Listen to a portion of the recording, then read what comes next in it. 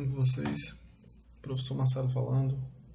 Queridos, agora nós vamos entrar aí no próximo assunto, que são as desigualdades no mundo atual, certo? Capítulo 4, página 378. Vocês abram o livro aí por gentileza. Nós vamos iniciar aí a partir da página 380, né? Na página 380, nós vamos ver lá desigualdades socioeconômicas mundiais. Então vamos iniciar aí o nosso assunto. As desigualdades, elas vão possuir alguns fatores, e esses fatores eles são importantes para analisar as desigualdades, as faixas dessas desigualdades também. E os fatores utilizados como indicadores de desigualdades socioeconômicas não são imutáveis, ou seja, não são aqueles fatores como nós temos os fatores climáticos, por exemplo.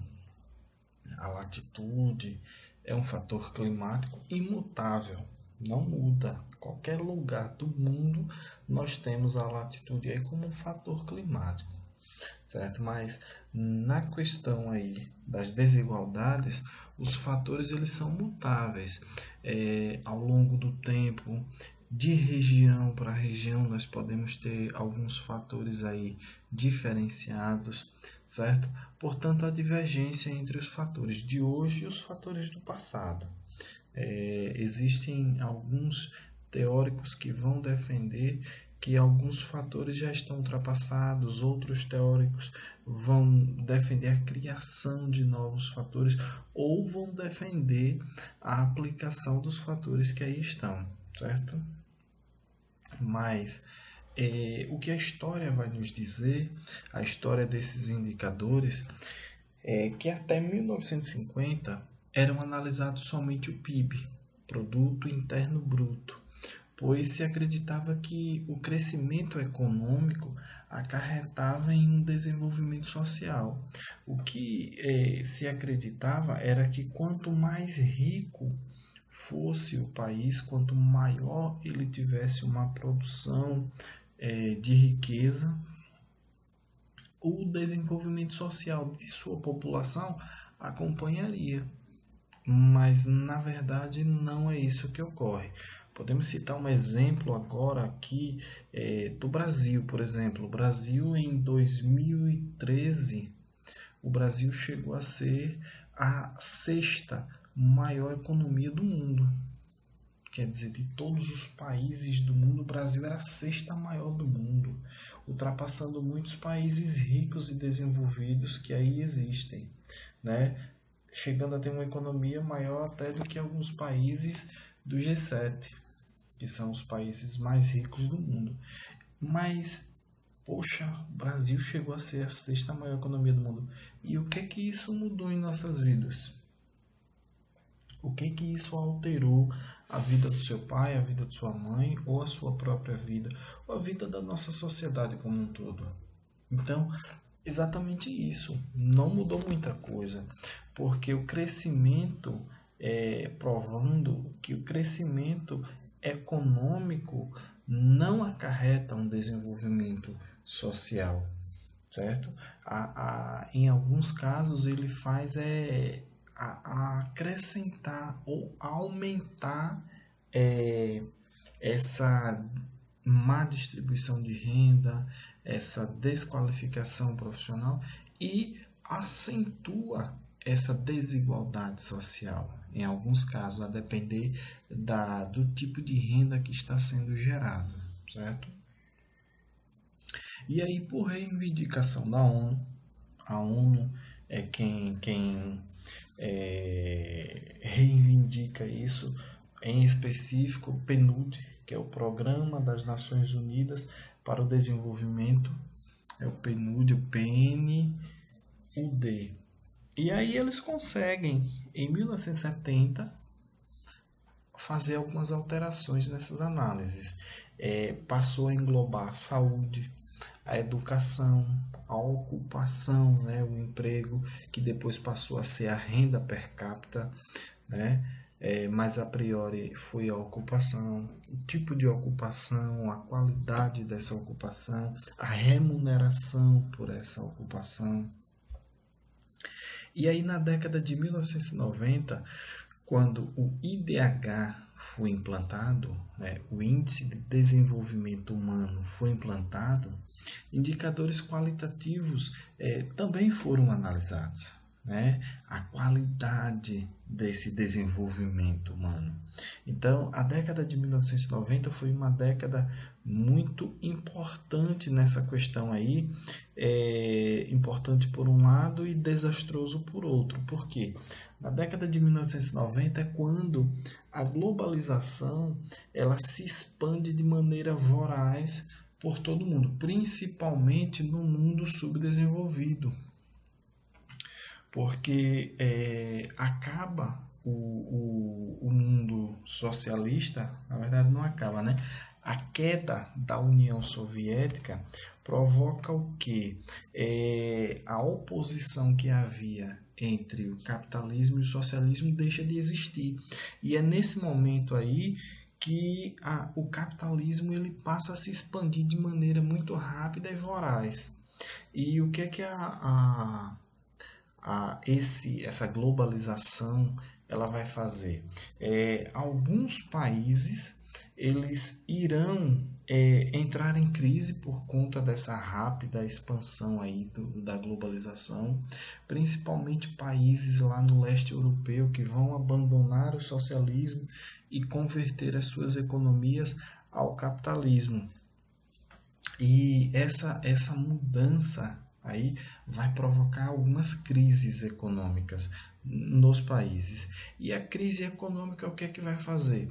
Vai denegrir o poder de compra, corroer o poder de compra desses trabalhadores. Muitos irão perder os seus empregos e está instalado aí uma grande calamidade socioeconômica, principalmente lá na região do leste europeu, certo? E na região da Ásia também. Essa crise ela chegou até aqui o Brasil. O Brasil precisou pegar dinheiro emprestado no FMI e aí o FMI é um dos braços aí da ONU. A ONU, o FMI, Banco Mundial, eles andam sempre aí em comum acordo com o outro em algumas áreas, principalmente essas áreas de investimento aí. E aí o que acontece? O Brasil precisa recorrer ao FMI. Na época nós estávamos vivendo aí mais ou menos na década de 95, 96 por aí, sob o presidente Fernando Henrique Cardoso. O que foi que aconteceu? Essa busca por esses empréstimos que foram concedidos veio também algumas obrigações para o Brasil. O Brasil precisava melhorar o seu IDH, certo? Então, como é que o Brasil vai fazer para melhorar o seu índice de desenvolvimento humano de forma rápida? E aí o que aconteceu? Lembra lá dos índices do IDH? Educação, saúde e a ocupação, que depois passou a ser a renda per capita. Então precisamos melhorar educação, saúde e a renda per capita. Então, o que foi que aconteceu com a educação? A educação, a média brasileira de aprovação, ela foi reduzida para 4,1 nas escolas públicas, porque com a média que era 5, havia algumas reprovações aí que o Brasil ficava fora dessa margem. E aí reduz a média para 4,1, muita gente passa a ser aprovado e aí melhora aquele índice lá de educação, no IDH, para que o Brasil pudesse atender a essas expectativas aí da ONU e também do FMI, do Fundo Monetário Internacional. Tá ok? Então, nessa década de 1990, quando o IDH foi implantado, esses indicadores qualitativos também foram analisados, certo? Então foi analisado, foi implantado e alguns com alguns com essa forma. Ó, eu vou emprestar, mas de retorno você tem que melhorar aí seus índices, você tem que dar uma melhorada e esse meio que na obrigação, certo? Que os estados fizeram esses investimentos nessas melhorias. Os indicadores socioeconômicos expressam um aspecto social e ou econômico também, certo? Da realidade de um local, seja municipal, estadual, regional, nacional ou mundial. O que isso aí quer dizer? Ó? Esses indicadores socioeconômicos, vocês podem acompanhar lá na página 380, tem uma imagem lá que vocês vão ver as regiões do mundo. Aí vocês verão lá algumas regiões do mundo, a forma com que esses desenvolvimentos vão estar. Vão existir populações abaixo da linha de pobreza e vamos ter aí populações abastadas, ou seja, os ricos e os miseráveis. Então, esses indicadores socioeconômicos eles vão expressar esse aspecto social e econômico da realidade local. Quando nós analisamos a África, não os países, mas o continente africano, quando nós vamos falar do continente africano, uma das primeiras coisas que vem à cabeça das pessoas, isso já está estereotipado pela mídia ou pelos filmes, seja lá o que for, as pessoas vendem e compram a África pela miséria, pela fome, né? Mas a coisa não é bem essa. A coisa não é bem assim. Nós vamos ver lá no nosso último bimestre, nós vamos falar somente da África. E aí nós vamos ver que a coisa não é bem assim. Os indicadores socioeconômicos não são os melhores, são os piores do mundo, mas é toda a população, todos os países da África que vivem nessa situação de miserabilidade? Não. Veremos que na África existem países que possuem economias, possuem indicadores muito superiores ao do Brasil. O PIB de alguns países lá da África são muito mais elevados do que o do Brasil. Os indicadores de educação, de saúde, de moradia desses países estão lá em cima, no topo, elevadíssimos, enquanto que de outros países estão lá embaixo. Mas mesmo aqueles países que estão com esses índices, não é todo o país. Existem os ricos e milionários nesses países em que a população, que a grande maioria da população está vivendo em situação de miserabilidade, certo?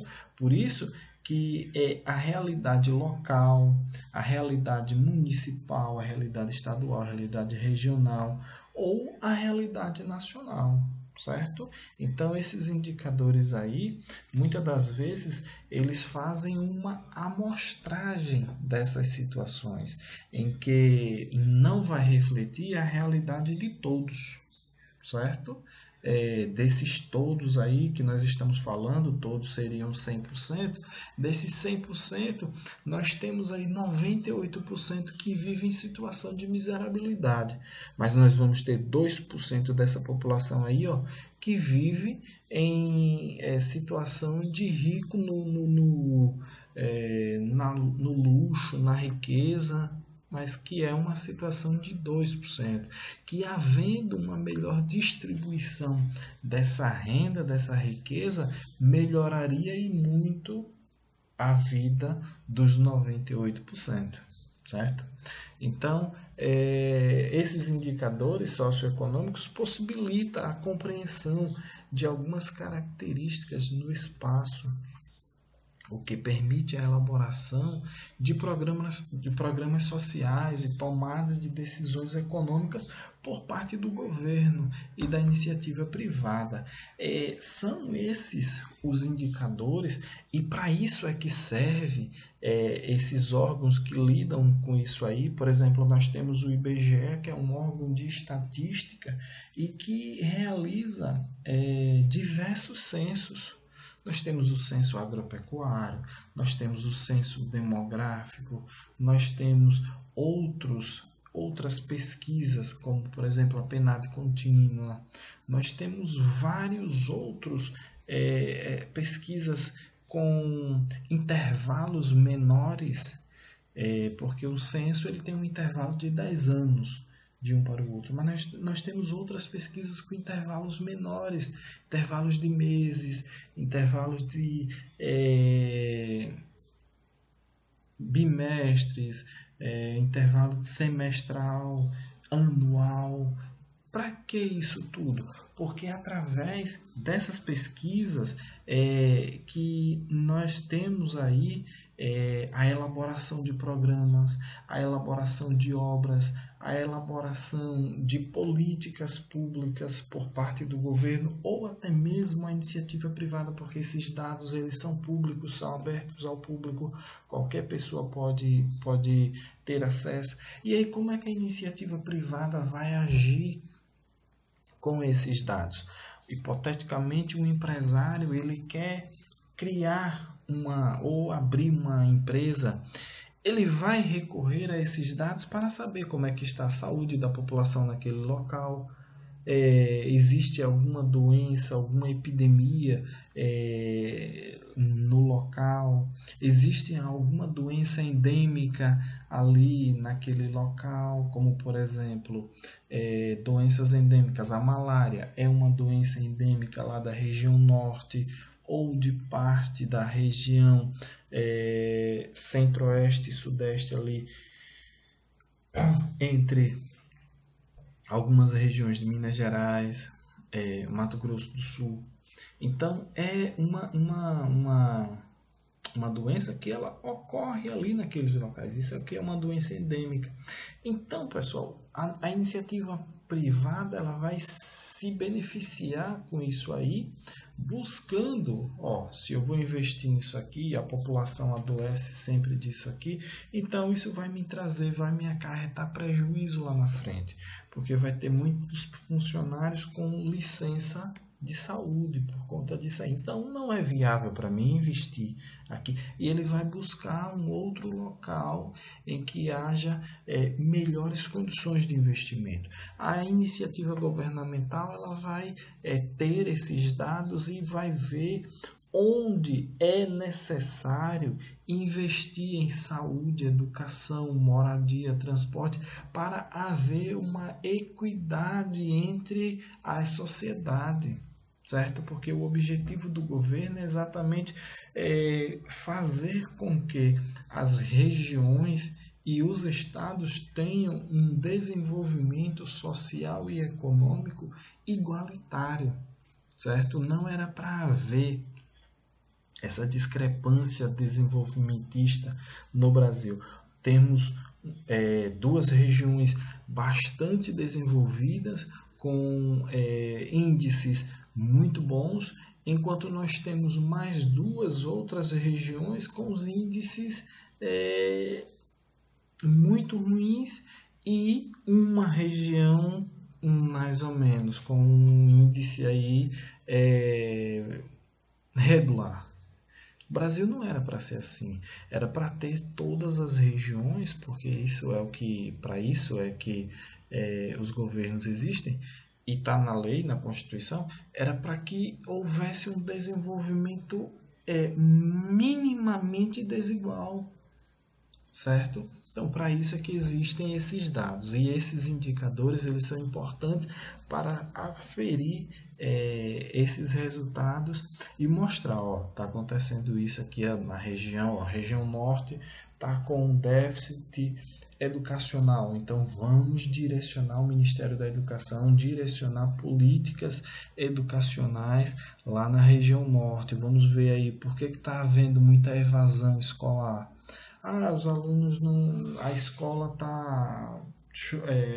Na região norte chove muito. As escolas estão com o teto furado, quando chove pinga, e por conta disso. Então vamos direcionar verbas para reformas das escolas, certo? Para isso que existem esses indicadores para mostrar ao poder público onde está a necessidade. E a classificação desses indicadores? Tanto os indicadores econômicos como os indicadores sociais são classificados por 3 variáveis, certo? Primeiro, per capita, que vai envolver apenas um único indivíduo da sociedade, certo? E aí vai ser analisada a renda desse indivíduo, o PIB per capita. E o que é o PIB per capita? A renda por pessoa, certo? A renda por pessoa, por indivíduo, certo? E percentuais, vai envolver toda a população. Quando nós formos ver aí já os percentuais, 1 por 100, 1 por 1000, já vai envolver toda a população, certo? Alfabetização, nível de escolarização. Quando se fala de alfabetização, é aquele indivíduo que sabe ler e escrever, né? Quando fala de nível de escolarização, aí nós já vamos ver. Esse camarada ele tem o 1º grau, o 2º grau, o 3º grau, o 4º grau, ou seja, o nível de escolarização, certo? Nós já vamos ter aí o 3º grau com a graduação, o 4º grau com a pós-graduação, certo? Então é medida esse nível de escolarização. E esse nível de escolarização, ele vai entrar lá no IDH, certo? Estruturais. A outra classificação dos indicadores é uma classificação estrutural, que vai envolver uma parte da população. Classificação por idade, classificação por gênero. Sempre quando olhamos as pirâmides etárias, pessoal, nós vemos lá que a pirâmide etária ela vai trazer aí um lado os homens e outro lado as mulheres. Aquilo ali é uma classificação estrutural por gênero, certo? Nasceram X homens, aí você olha no outro lado e nasceram X mulheres, entendeu? Ali é uma classificação por gênero e traz também, subindo a pirâmide, você observa a classificação por idade. E existe essa estratificação por idade. De 0 a 4 anos você vê uma barra, de 5 a 9 anos você vê outra barra. Então ali é a classificação por idade, certo? Isso é chamado de indicador estrutural, tá ok? E os indicadores econômicos, pessoal? Indica o panorama do estado de uma economia naquele determinado período ou momento, certo? Esses indicadores econômicos são muito importantes. Eu diria que o estado ele é mais economia do que tudo, né? Observem na nossa atual conjuntura dessa pandemia, só se fala em economia. Economia, economia, economia, economia e o povo morrendo. Então, o Estado ele é mais econômico do que tudo. Se a economia vai bem, o governo está com uma aceitação ótima, boa, ótima. Mas se a economia vai mal e o governo não administra isso aí com competência, com certeza ele não é reeleito ou pode sofrer até um impeachment, certo? Então o governo ele é mais econômico que tudo. Então, para analisar esses panoramas, são utilizados alguns indicadores. Produto Interno Bruto, né, é o famoso PIB, ele retrata a situação econômica do país. O PIB existe o Produto Interno Bruto e o Produto Nacional Bruto. que é o PNB. E o que é isso? Ó, produto nacional, produto interno bruto é todo que é produzido no país, dentro do país, certo? Nas fronteiras ali, por empresas, sejam elas nacionais ou multinacionais, que estão produzindo dentro do país, certo? E o produto nacional bruto? O produto nacional bruto já vai tratar, vamos supor aqui, uma empresa que contribui para o PNB é a Petrobras. Por quê? Porque a Petrobras ela é uma multinacional brasileira. A Petrobras, a Vale do Rio Doce, são multinacionais, porque elas possuem atuação em outros países. Mas o escritório central dessas empresas estão aqui no Brasil. Então, a produção da riqueza que elas irão contribuir lá nos países em que elas estão, vai entrar no PIB lá daquele país. Mas os dividendos, os lucros, serão enviados ao escritório central. E quando são enviados ao escritório central, eles são contabilizados pela nossa Receita Federal. Então, a Receita Federal, quando ela obtém esses dados e ela encaminha para o governo processar aí o PIB e o PNB, ela vai enviar, mas ela vai dizer, ó, esses aqui, a Petrobras ou a Vale do Rio Doce obteve em tal país.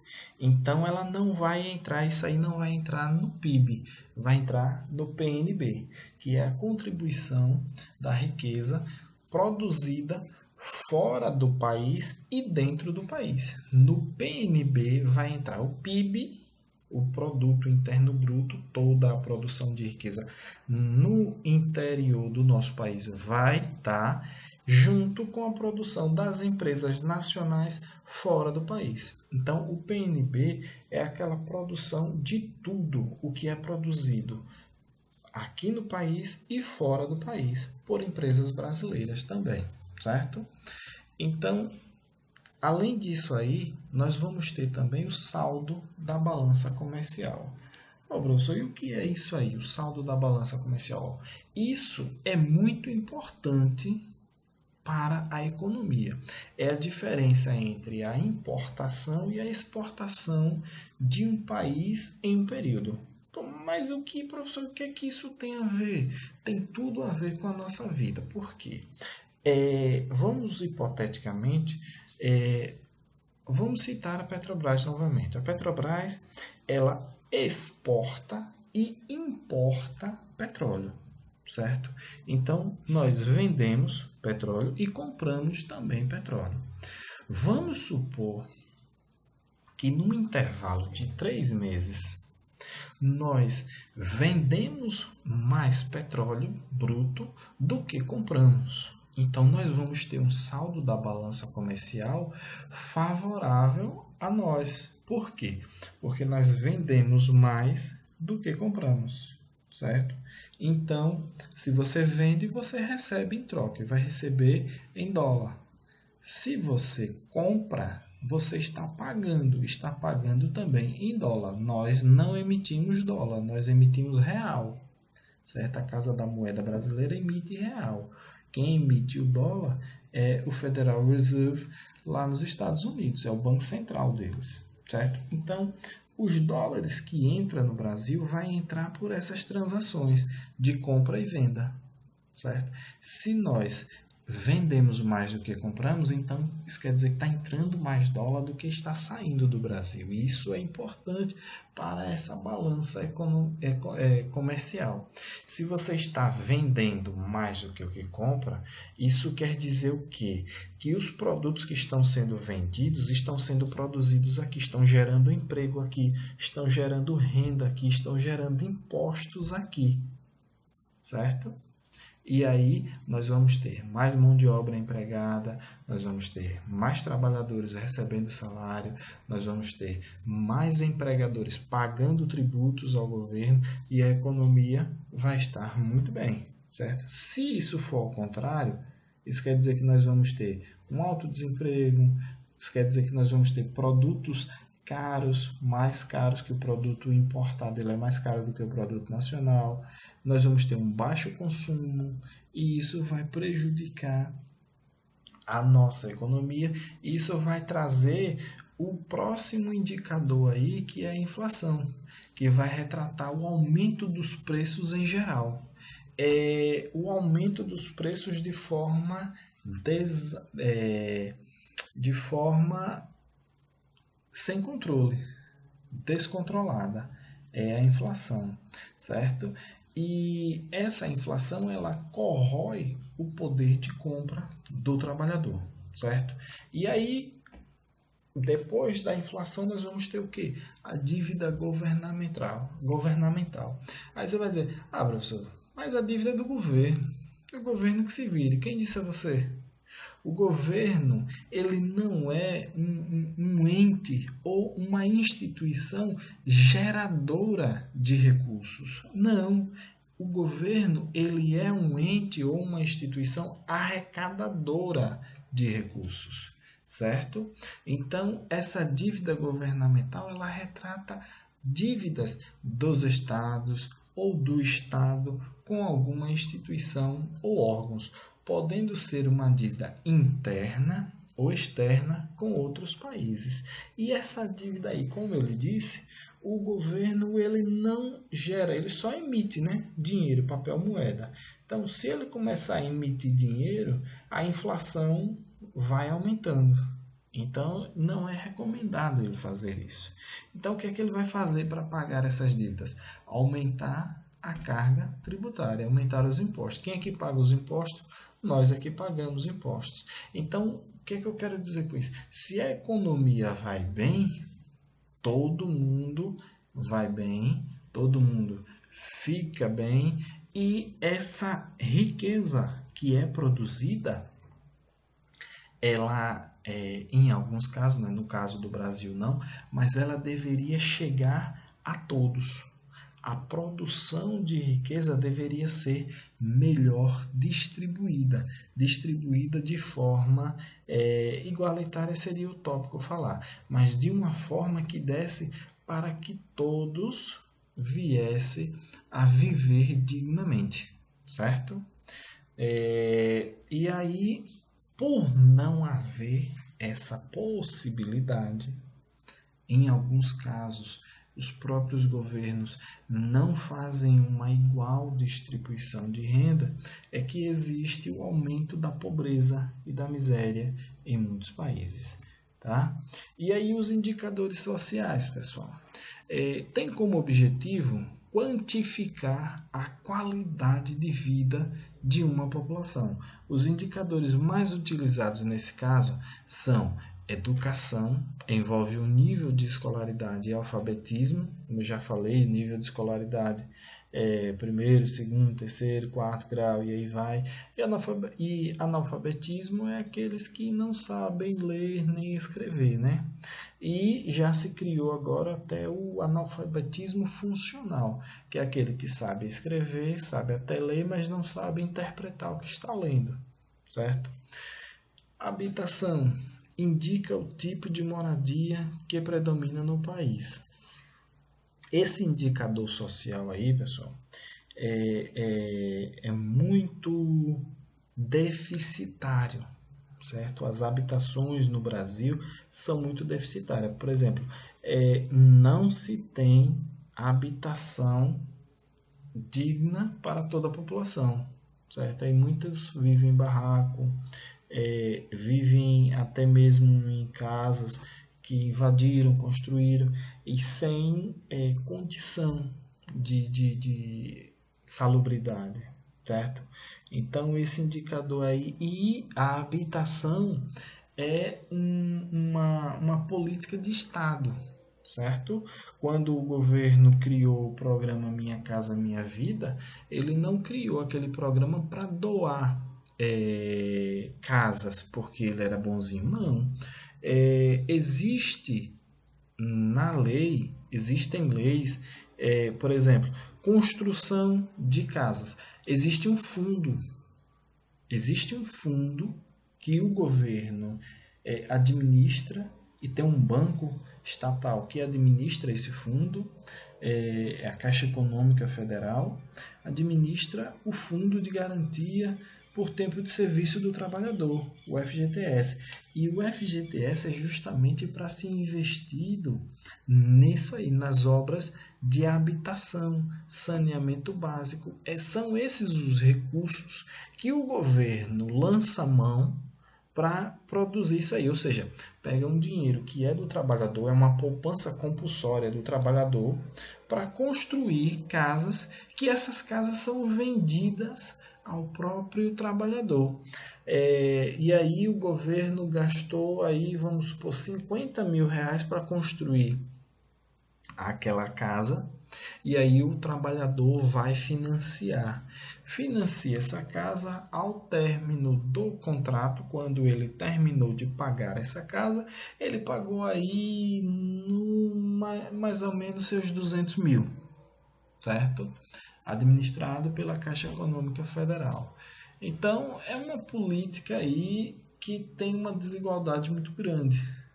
Trabalhador, o dinheiro é do trabalhador, constrói a casa com dinheiro do trabalhador, e o trabalhador ainda tem que pagar, e muitas das vezes 4 ou 5 vezes a mais do que o imóvel valeu. Mas são as políticas de habitação do nosso país, né? E nós temos também a saúde. Envolve a expectativa de vida ao nascer, a mortalidade infantil e a mortalidade geral.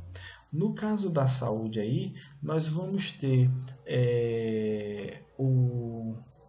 os números de nascidos vivos, os números de nascidos mortos, e nós vamos ter aí a mortalidade infantil, que vai da criança de 0 a 3 anos, até 3 anos, havendo óbito, entra nesse índice aí de mortalidade infantil, e a mortalidade geral, a partir dos 3 anos, né, de vida, já entra na mortalidade geral. Esses índices aí nós vamos ter, por exemplo, o crescimento da população vegetativo, que é o crescimento geral, que vai se dar aí da diferença entre os nascidos vivos e os que permanecem vivos, e entre os que morreram, os que nasceram mortos ou os que morreram naquele período, certo? A alimentação indica o consumo diário de calorias e proteínas per capita, ou seja, por pessoa, é o principal indicador aí, é esse de alimentação. Ambientais indica o percentual da população com acesso à água potável e ao saneamento básico. É um absurdo, pessoal, quando nós observamos aí essa questão do acesso à água e ao saneamento básico. Existem pessoas que não têm um banheiro ainda, em pleno século XXI, 2020, não tem um banheiro digno com vaso sanitário para fazer as suas necessidades fisiológicas, certo? E não tem acesso à água potável, tem que buscar água num ribeira, numa cacimba. Cacimba é tipo uma cisterna, e aí eu estou me referindo a essas regiões mais interioranas, sertão, nessas regiões com escassez hídrica. Mas é uma escassez hídrica que está em um local ali específico, todo mundo conhece aquele local, e que ao lado daqueles locais nós temos bacias hidrográficas, nós temos rios volumosos que poderiam, com uma obra de engenharia, direcionar água boa, de qualidade, tratada para essas pessoas, né? Mas infelizmente isso não é feito. Bem, pessoal, essa foi a aula de hoje. Nós vamos finalizar na próxima aula esse assunto, tá ok? Espero que vocês tenham gostado.